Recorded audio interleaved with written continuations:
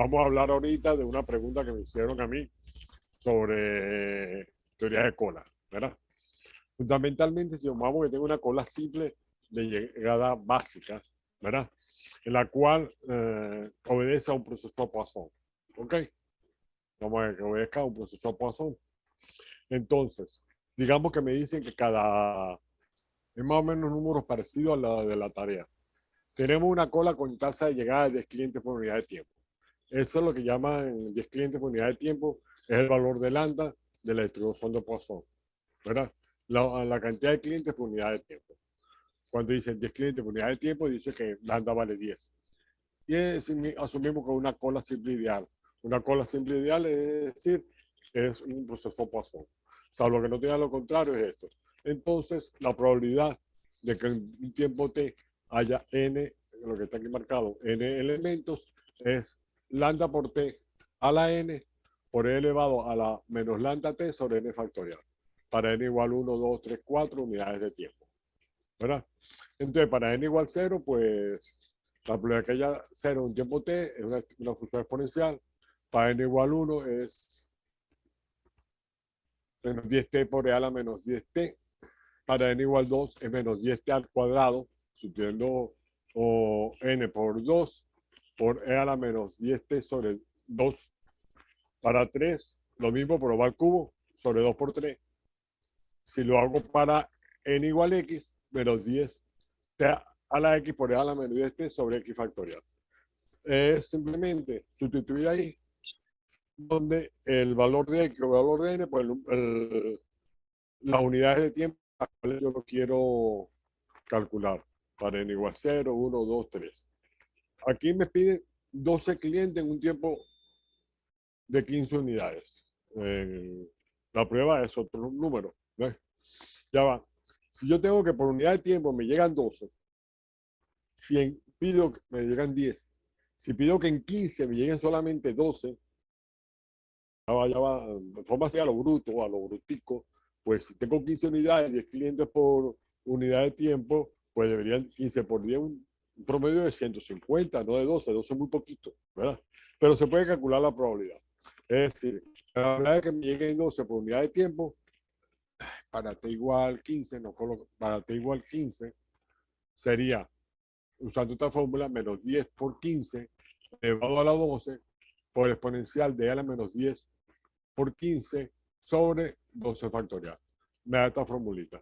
Claro, yo lo dejaría ahí, tal como aparece la fórmula presentada, pero supongamos que alguien me pide exactamente cuál es el valor, pues una calculadora, me meto en la calculadora, me da este resultado, 7,7578 por día a la menos 41. Como ya he dicho, si yo abro mi hipótesis, que es 12 clientes, 10 clientes por unidad de tiempo, y estoy pensando que cuando me llegan 15 unidades de tiempo, pues perderá 150. ¿Cómo voy a, hay una probabilidad de que solamente haya 12? Bueno, sí, sí. Es una probabilidad muy pequeña, está a la menos 41. ¿Ves? Más o menos en ese orden de magnitud está el ejemplo sacado del Taja de la primera tarea. En particular, porque Andrea me había preguntado. ¿Alguna duda? ¿Alguna duda? ¿Me están escuchando? Sí, sí, sí, con todo yo ya ahorita ya tengo un poquito de idea del ejercicio y ya estoy haciendo Pues algunas correcciones. prácticamente lo mismo. Claro, entre paréntesis, por cierto, Sí, tú no tienes por qué hacer todo este recorrido, que es aquí luego y todos los casos. Simplemente sustituyes en el examen n por el valor, en este caso la probabilidad de tener los 20 clientes bueno, en en este caso un son 20, tiempo. pues sustituyes n por 20, Ujú, sustituyes la por la cantidad que te dicen y el ujú, tiempo por el tiempo que te dicen, metes la fórmula. Yo en y particular listo. lo dejo indicado. Claro, si quieres por abundar, lo puedes calcular. En ese caso muy similar a este, va uno muy pequeño, sí, demasiado pequeño. ¿Ok? Listo, doctor. Mejor muchas gracias. Esa es la pregunta tuya, lo tienes. La otra cosa me gustaría ver era, como yo ya les envié a ustedes, vamos a ver, no a la pantalla normal, recibieron el libro de Taja. Si tú haces una lectura por encima rápida de todo el libro, ¿ok? Revisas todo el libro, lo que está escrito en él, puedes ver el recorrido de lo que es, cómo se estima un modelo en general. Claro, él lo hace específicamente para su objetivo, que es los modelos ARIMA. Bueno, ARIMA es mucho más. los modelos Sarima, con heteroscedesticidad, con modelos alternativos, hace todo un recorrido general, donde para pensar en un modelo cualquiera, aplicar a una secuencia de datos, un modelo cualquiera, lo primero es lo que él hace, le dice la teoría de todo el libro, ¿no? Le hace la teoría de lo que estás estudiando, ¿no? Hacen un recorrido teórico, lo que son procesos estacionarios, lo que es un proceso estocástico, para poder hablar de ello, habla de lo que es proceso estacionario, de cómo se verifica la estacionalidad, habla de los enfoques clásicos a la hora de estimar un modelo, los enfoques, digamos, determinísticos lineales, lo que llaman en forma clásica modelo media móvil, o en forma clásica modelo exponencial, o en forma clásica los diferentes modelos que plantean la parte teórica al principio. Después habla de lo que es modelos estacionales. Mañana es la clase de costos. ¿Aló? ¿Sí me decía? Habla de modelos estacionales. Al hacer recorrido de modelos estacionales, pues los que obedecen a cierta periodicidad o estaciones, entonces te das cuenta que lo puedes meter en forma aditiva, donde tengo un proceso estocástico lineal, o en forma... Ya están llamando por el otro, están llamando por el otro teléfono. ¿No? O en forma multiplicativa, donde tienes presente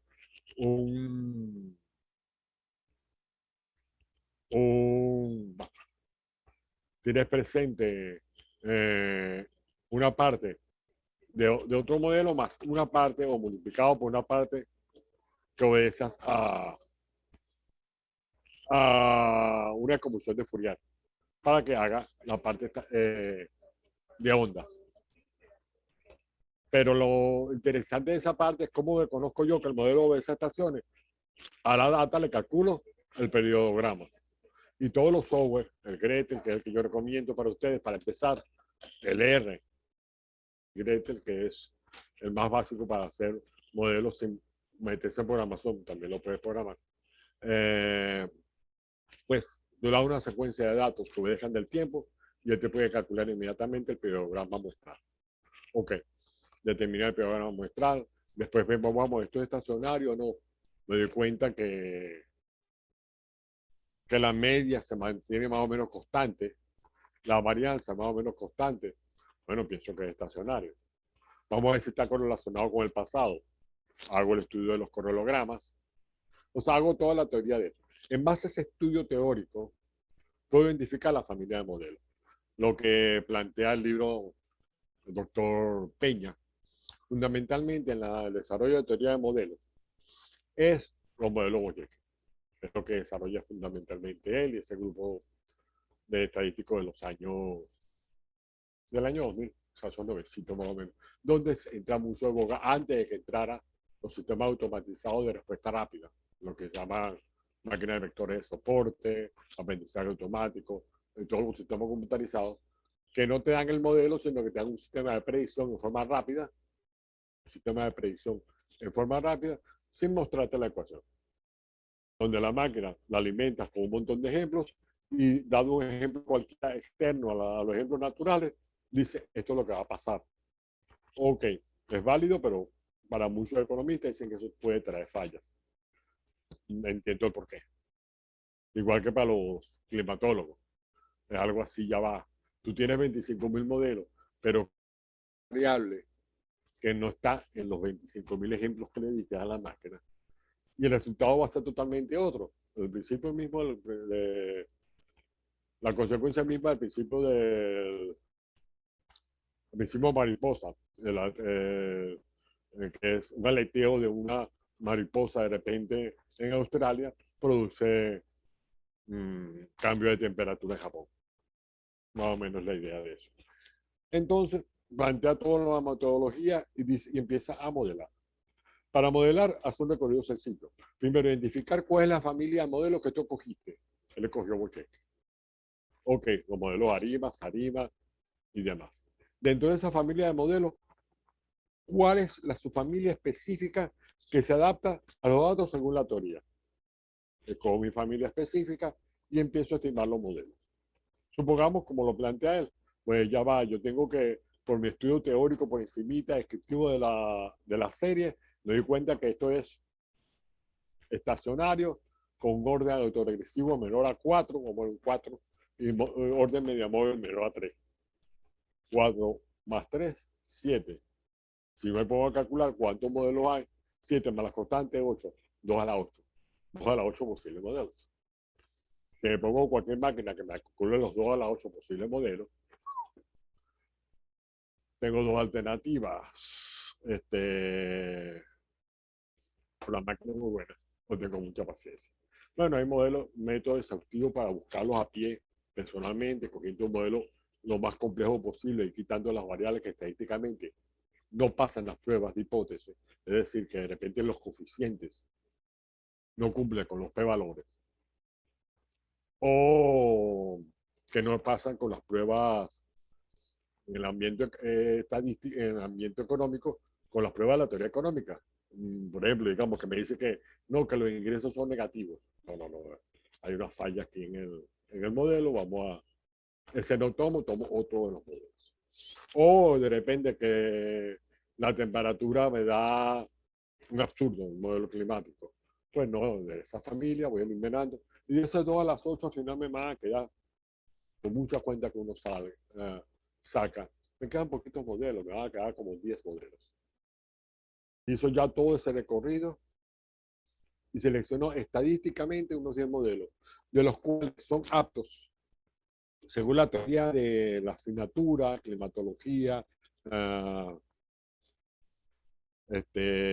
econometría, ¿cómo se llama cuando trabaja esto en botánica, en biología? No me acuerdo si, o en quimiometría, yo usualmente lo he explicado para quimiometría, econometría y climatología. Bueno, en función de eso, eliminaré quizá 3 de esos 12. Me quedé con 9 modelos. Viene ahora los criterios de selección de modelos. O sea, ya pasé etapa 1, familia de modelos. Etapa 2, su familia más específica. Etapa 3, cuáles pasan las pruebas estadísticas. Etapa 4, cuáles pasan las pruebas de la teoría específica, económica, climatológica. Etapa 5, de eso que obtuve, cuál es el que mejor se adapta a los datos. Entonces ahora le llaman criterio de selección de modelos. De eso sí es pues por un método que llaman la máxima verosimilitud, ¿verdad? Que en el fondo la máxima verosimilitud es minimizar el logaritmo de la verosimilitud. Que si me voy al estudio que hizo Akaike originalmente, a partir de minimizar la verosimilitud, me da una formulita que parece complicada, pero al fin y al cabo es una formulita que tú la puedes montar en Excel, se lo aplicas a tus 12 modelos y listo. Tienes tu, tu estimación Akaike clásica. Está el criterio de Hanen, está el criterio de Victor Schwartz, muy parecido al de Akaike, se utiliza más que nada cuando tengo pocos datos. Cuidado que Victor Schwartz significa que tengo 30 datos. Tampoco voy a pensar que pocos son 2 o 3 o 4. En cambio, si tú hablas del criterio de Akaike, tengo que tener 60 datos. Y volviendo a la teoría anterior, los datos para hablar de la palabra modelo en muchas teorías, sobre todo que tengan que ver con clima, con economía, son 30 años de data. No 30 datos crudos. Puedo tener datos de cada 5 minutos, pero necesito 30 años para hacer un modelo formal. Si tengo menos datos de 30 años, pues digo con una aproximación inicial, un estudio piloto. Lo planteo con un lenguaje, que suene que voy en busca del modelo. Dime, Moisés, que estoy viendo tu mano. Doc, una pregunta. En ese caso, cuando usted habla acerca de las técnicas de econometría, eh, ¿cuáles podríamos aplicar para el caso de los cambios climáticos o cuáles son los tipos de modelos aparte del ARIMA, SARIMA, ARMA, que se acercan a esta parte del modelamiento para el patrón, como habíamos dicho de... Fundamentalmente, los modelos de cambio climático verifico que son estacionarios, si no, no hay cambio. ¿Ok? Digamos que estacionarios no, me equivoqué, que no son estacionarios, que son integrados. Es decir, que si yo mido la temperatura en los últimos 30 años, en los últimos 40 años, o en los últimos más de 40 años, y veo cómo es la curva a lo largo de 40 años. olvido de repente el caudal de los ríos, la diferencia entre pleamar y bajamar, eso es cambio climático, los mares, porque es costa adentro, costa afuera, en los lagos. Puedo garantizar, si en los últimos 30, 50 años ha habido un modelo ARIMA sale, SARIMA, estacional, porque hay clima, integrado, autorregresión medio móvil. Con eso hemos probado, por ejemplo, hay un artículo muy citado del doctor, bueno, de Edilberto Guevara, que ahorita es el no sé qué cosa de aguas en Perú. Edilberto Guevara Pérez, junto con su hijo Jorge Guevara, no con su apellido, y estoy yo como asesor estadístico de eso, que es sobre los caudales de agua en el río Caroní. Y sale evidentemente que hay un cambio de los caudales, una serie larga, y esto tiene bastantes años, y se demostró que sí hay un cambio. O, por ejemplo, una publicación que estábamos recientemente evaluando, esto fíjate que se salió de la climatología, pero sirve exactamente para lo mismo, los cambios climáticos. La psoriasis, esa alergia en la piel, que es un problema autoinmune de las personas, en los últimos, no me acuerdo porque no es un modelo formal, hay como 20 años solamente, cómo ha habido variaciones antes o después de un momento dado. Es decir, la curva va creciendo, bueno, porque la población crece. Ok. Pero en un momento dado, la curva hace como una especie, si yo lo pensara como línea recta, no como un modelo de ARIMA, hace una especie de quiebre. Se incrementa la pendiente, digamos así. ¿Ves?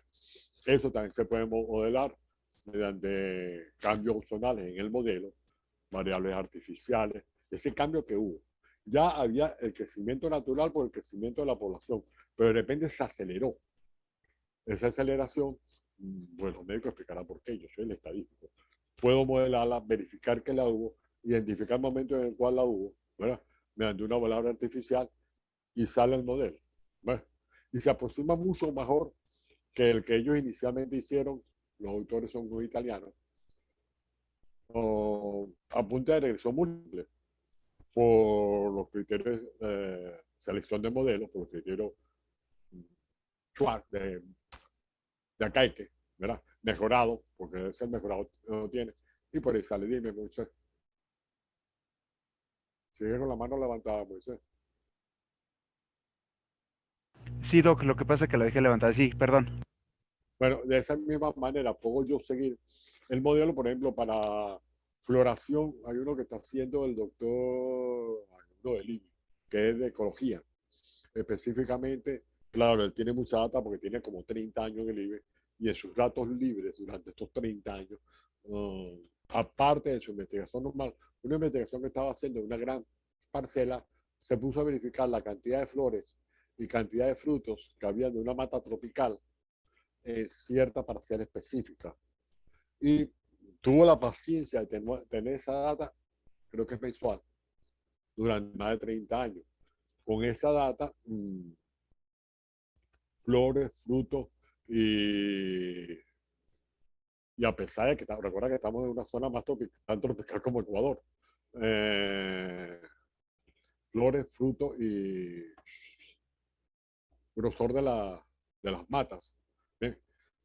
Ha verificado que había una variación significativa muy correlacionada o altamente correlacionada con la temperatura media de la finca durante estos 30 y pico de años.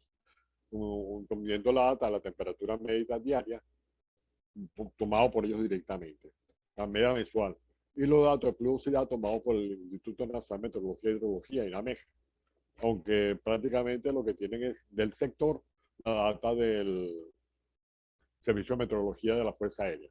Con eso, puedes decir que a medida que han aumentado las lluvias, sí, ha variado las lluvias en los últimos 30 años y ha aumentado ligeramente la temperatura. El cambio de temperatura en el trópico no ha sido tan notable como dice la gente, pero sí ha habido un cambio de como 2 grados en 30 años. O a medida que ha habido ese cambio, que puede ser por cambio climático, puede ser por otro motivo, deforestación cercana. O sea, hay muchos motivos para entenderlo. pues ha habido variación en la floración y en la en la cantidad de frutos. No me acuerdo exactamente cómo lo llaman los ecologistas.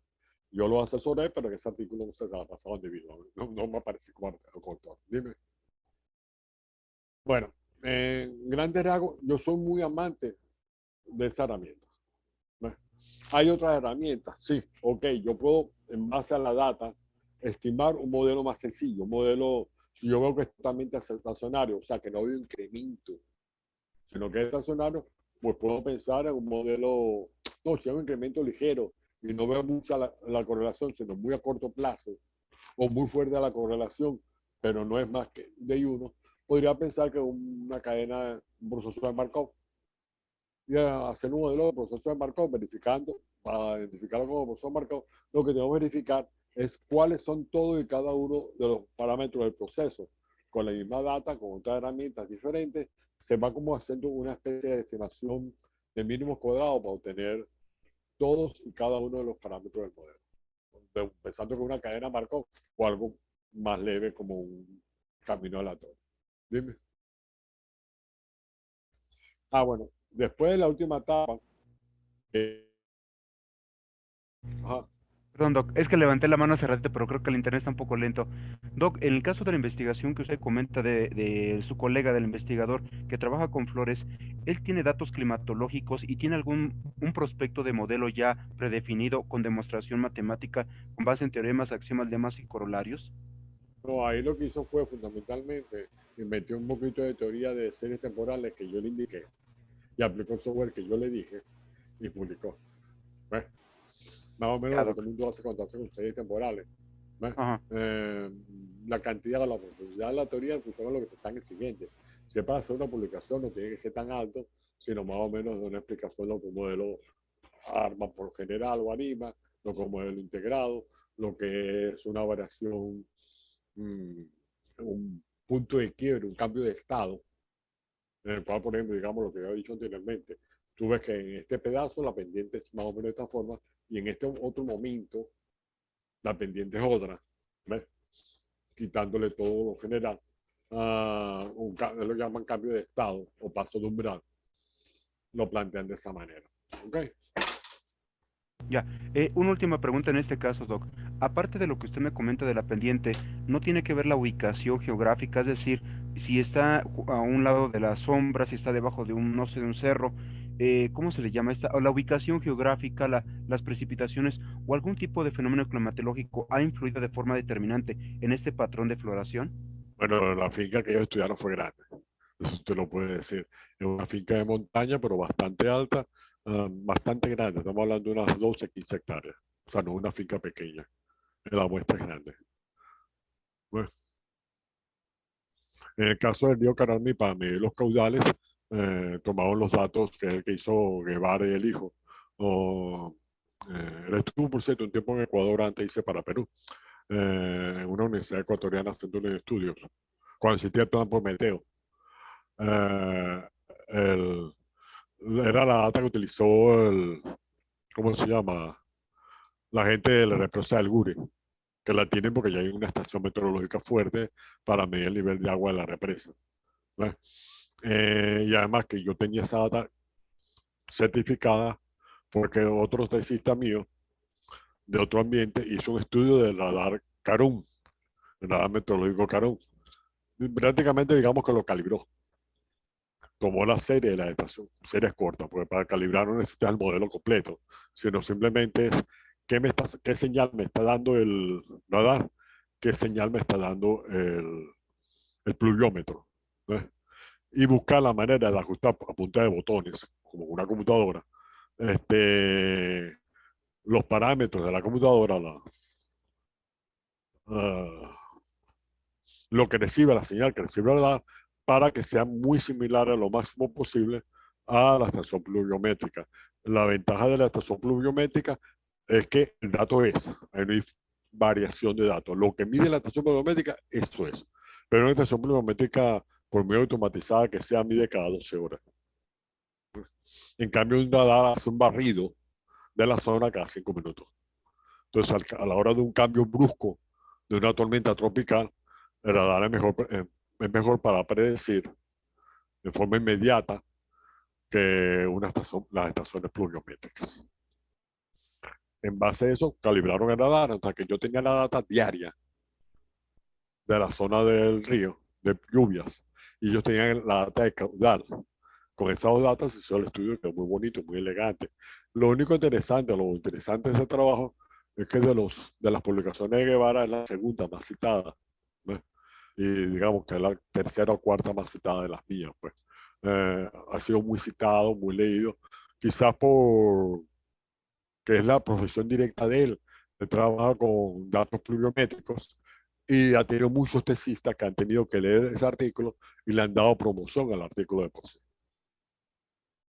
Bueno, después de que tú has estimado un modelo muy bueno, lo primero que tienes que hacer es verificar cómo se comportan. Ah, bueno, sí, el de Carun, perdón, el de mentira. El que tengo a la mano, el que sé dónde está, es el documento específico que sé dónde está, es el de me pierdo la palabra. Es la publicación del doctor Guevara, conmigo y con el hijo del otro Guevara, Vega y Guevara. Está publicado en Revista Ingeniería UC. Revista Ingeniería UC. El año exacto no me lo puedo ver, pero yo puedo buscarte la cita. La tengo recientemente en un artículo que estaba mandando para otro sitio. Bueno, estaba mandando publicaciones de él. Y me conseguí que la segunda más citada de él, o la primera, era la de Guevara. Te lo puedo enviar. O si no, ya mientras sigo hablando, pero voy a ver si puedo entrar a otra página. Voy a ver si puedo buscar Doctor, aquí. te quedan 9 Sí, minutos de clase. bueno, yo te lo puedo conseguir la cita específica. Voy a buscarlo ahorita en vivo, pues tendría que irme a la web, buscar en dónde está el artículo y demás.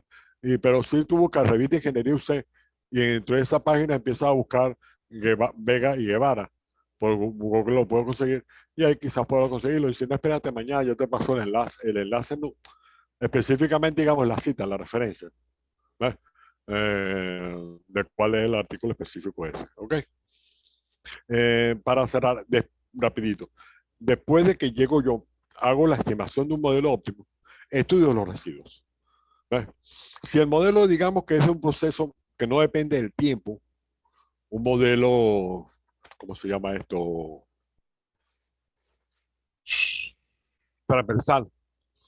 Por ejemplo, datos de panel mezcla las dos cosas. Vamos a poner PER-CPM, un modelo de programación Logic o Project, un modelo de regresión lineal básico, ¿verdad? Pues verificar que los residuos forman un ruido blanco y de media cero y de varianza más o menos elegante, decente, varianza digamos finita. Si depende del tiempo, lo ordeno en función del tiempo de los residuos, ¿ves? Entonces los residuos tienen que tener media constante, media cero y constante. O sea que antes de la mitad y después de la mitad sigue teniendo media cero. La varianza antes y después de la mitad es la misma.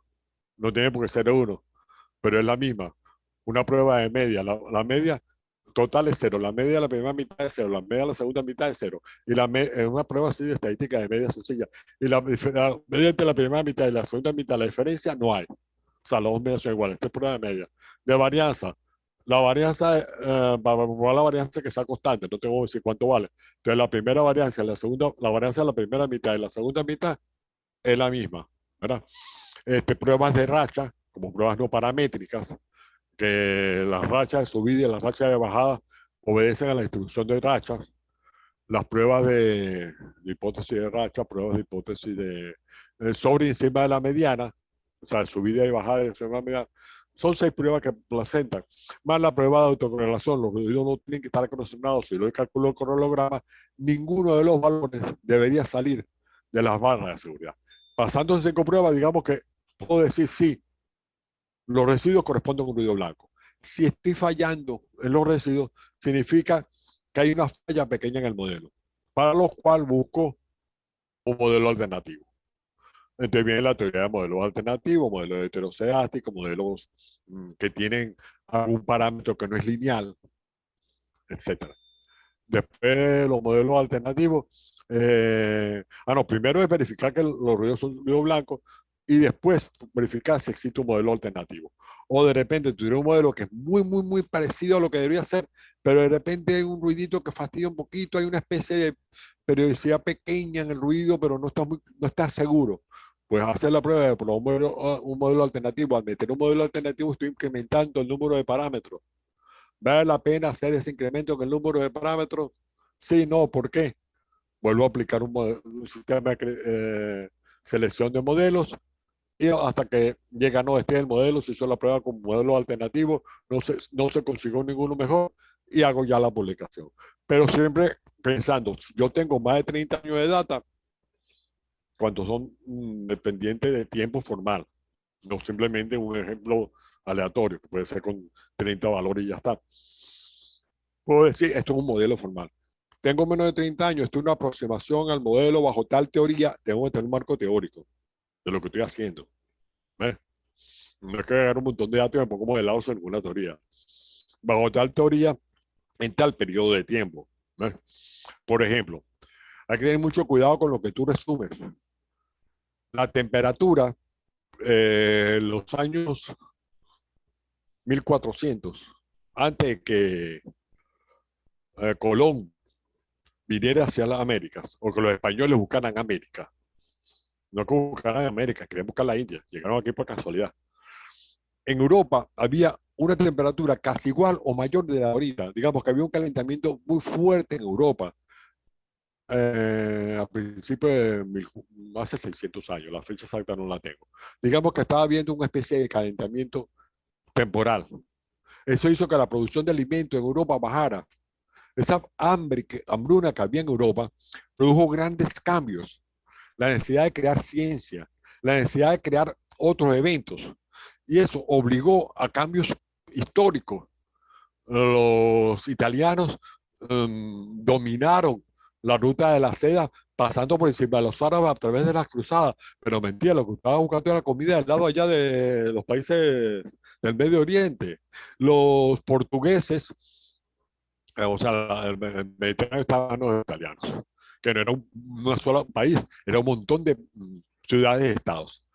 Los portugueses le dieron la vuelta a toda África, pero no para invadir a África, sino para llegar a la India, cruzando por debajo de África, porque le era más cómodo darle la vuelta a África y llegar a la India formalmente hablando, cruzar el Océano, que meterse por el Mediterráneo y el comercio de los ingleses y el comercio de los italianos y de los alemanes. Los ingleses dominaban todos los mares del norte, entonces ya los españoles, ¿qué le quedaba? Por el sur tengo África, están los portugueses. Por el norte los ingleses. Por el Mediterráneo los italianos y los árabes. Entonces, oyeron a una persona que se le ocurrió que se le podía dar la vuelta y era más fácil. Y por eso que vinieron a América. No era buscar nuevas tierras, era buscar comida en las Indias. En ese territorio salvaje de Japón, China, Indochina, lo que yo llamaba las Indias occidentales, que no era India, se lo puede llevar a esos países, llegaron a un continente nuevo. Okay. Pero fue un momento de cierto calor. Pasa a ser que después de 1600, la temperatura disminuyó de nuevo. Se estabilizó, aumentó la producción en Europa, aumentaron la riqueza por los nuevos descubrimientos en África y en América. Se estabilizó la economía, pero ya se había logrado ese cambio del renacimiento en la búsqueda de las ciencias, del renacimiento en la búsqueda de las artes, la cultura, la parte occidental del mundo. Aprendió de los árabes todo lo que era arquitectura, álgebra, matemática del momento, y se empezó a desarrollar Occidente su ciencia propia que la tenía abandonada. Profe, te En quedan Europa había, Profe, disculpe, te quedan bueno, 2 minutos. ¿Vas a querer otra clase? bueno, para cerrar en ese momento de idea, de cuidado de las ideas falsas.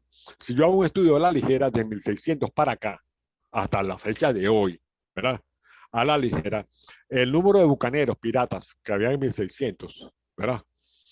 Era muy bajo, pero en 1600 para acá se ha aumentado la temperatura. Y se puede demostrar que hay un aumento de temperatura, pero igualmente han disminuido los bucaneros.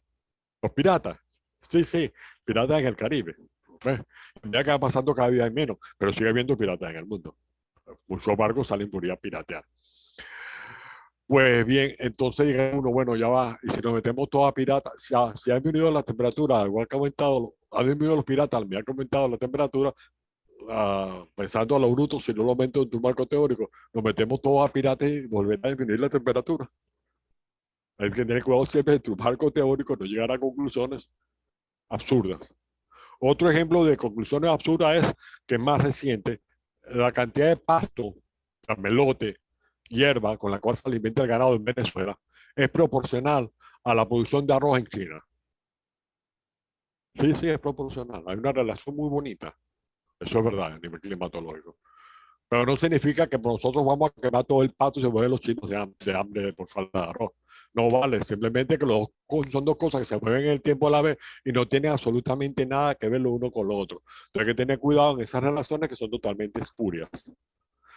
Lo espurio se verifica por dos motivos, o porque no obedece ninguna teoría, o porque los residuos no se comportan como deben comportarse. Bueno, le invito a leerse los dos libros que le he recomendado, el TAJA, para toda la parte operativa, investigación de operaciones, y para la teoría de desarrollo de modelos, aunque en particular lo enfoca para ARIMA, series temporales, que es lo que hicimos. Bien, entonces, en concreto, viendo lo que hemos hablado de el ejemplo eh, del ejemplo o de la teoría de colas, sería bueno que los estudiantes plantearan cualquier duda antes de la próxima reunión para que sea productiva la primera parte. Y en función a la segunda parte de la clase de hoy, para ir cerrando, vamos a hablar que sería bueno que ustedes leyeran tanto el libro que yo les he recomendado, el de Daniel Peña de series temporales, que está bastante buena la parte de teoría de modelos, como el libro de Taja para cualquier cosa que tengan en la parte de investigación de operaciones de forma cruda. Muchas gracias, nos vemos en la próxima clase. Hasta luego. Hasta luego, Moisés, nos estamos despidiendo. Doc, solo le pido de favor, no sea tan gentil de compartirme los documentos. Yo estoy encantado de leer No esos te digo bien, papers. dime, Moisés. Sí, para después yo hacer Dime. preguntas. Ahí me van a salir full preguntas, ya verá. No, no, lo que quiero es que la pase por escrito para yo tener una respuesta por escrito antes de la próxima clase, como me hizo Andrea, de una Ya. pregunta de teoría de colas, y ya me mandó directamente la pregunta de la tarea. Yo no voy a contestar la misma pregunta de la tarea porque no tiene gracia. La idea es que me hacen la pregunta, yo la enfoco de alguna manera lo más pedagógica posible para podérsela explicar. Por ejemplo, del ejercicio de ella, en vez de ir directamente a la respuesta es tanto, hice un recorrido de la respuesta para n igual 0, 1, 2, 3 hasta x, n igual x. Y después respondí la específica o de la tarea o del ejemplo, que prácticamente es la misma, cambiando de número y valores. Ya, Doc. Pero tienes que hacerme una pregunta, porque en vivo de repente, ¿cómo yo te escribo algo? Pues de hacer la respuesta inmediata. Pues. Mi primera Sí. pregunta va a ser, ya se la escribo. ¿Cuál sería un Ajá. ejemplo práctico de ARIMA, SARIMA, ARMA para el caso de modelamientos que yo le comento relacionados a mi objetivo de investigación, que son los patrones climáticos y esa parte de lo que son, pues, captura de CO2? Si es que había algo cercano, Doc, que me pudiera ayudar, sería fantástico. Bueno, te envío específicamente el enlace del artículo de Guevara y mío, ¿ok? Chévere, Doc. Si hay otro más, Eh, súper encantado de leerlo, Doc. hay varios así, pero que esté muy fácil en la web es ese, porque los otros son publicaciones que están en Proceeding, que de repente no están que tú lo buscas en la web y salen inmediato. ¿Me explico? Sí, Bueno, Doc, no hay problema. Yo le busco algo semejante para porque hay uno empaparme muy más. bonito, pero es muy complejo, es de datos de panel, que está en Journal Cambridge Economics, de unos alumnos míos, pero ese es muy complejo. Se llama que no es lo que estaba haciendo, un dato mucho más complicado, es una estimación de umbrales por datos de panel, es otra cosa. Sí, No es directamente Arima y Sarima, pero Arima y Sarima, ese apunte puede servir y podríamos buscar algunos ejemplos. Ay, ya va, yo debo tener la data del Gujarati. Tendré que ponerme a buscar la data del Gujarati, si la tengo en algún lado, o la data del Gujarati de otro libro de econometría muy clásico, o alguno de los ejemplos de la data de Peña, ajá. para buscarlo y montarlo, ejemplo, mostrártelo, pues, ¿entiendes? Ok, Ya, Doc. Sí, me bueno, parece genial. Sí, Doc. Ok, Hecho. entonces ve planteando las cosas, ve Sí. preparando las preguntas para la próxima clase. Muchas gracias. Perfecto, Doc. Nos vemos en la próxima clase. Cuadren con la licenciada Luz si por fin va a ser el lunes. Muchas gracias. Hasta luego. Sí, señor, Hasta profe, el luego. lunes. Está bien, hasta luego entonces. Hasta luego.